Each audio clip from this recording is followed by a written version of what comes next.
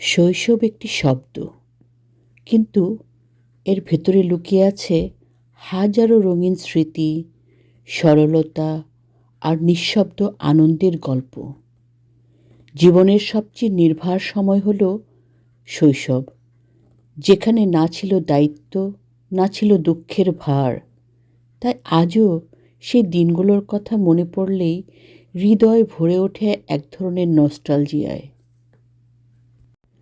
বড় হওয়ার তাড়ায় আমরা শৈশবকে ছেড়ে এসেছি, কিন্তু কখনো বুঝিনি সবচেয়ে দামি জিনিসটা হারিয়ে ফেলছি। শৈশবের দিনগুলো এখন শুধু স্মৃতি নয়, নিজেকে ফিরে দেখার আয়না হয়ে গেছে।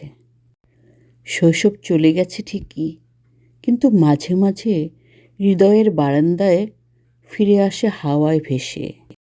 শৈশব মানেই ছিল মাটির গন্ধ, বৃষ্টির পানি আর ভেজা মন, যেখানে দুঃখ শব্দটাই ছিল অচেনা। স্কুলের ঘন্টা বাজলেই ছুটে যেতাম দৌড়ে। এখন ঘন্টার পর ঘন্টা বসে থেকেও প্রাণে তাড়না নেই। শৈশব মানেই ছিল বিনা কারণে খুশি থাকা। এখন হাজারো কিছু পেয়েও মন খালি লাগে।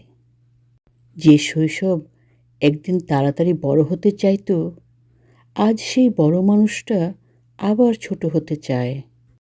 সেই দিনগুলোতে ভুল হতো, কিন্তু মন ছিল নির্মল।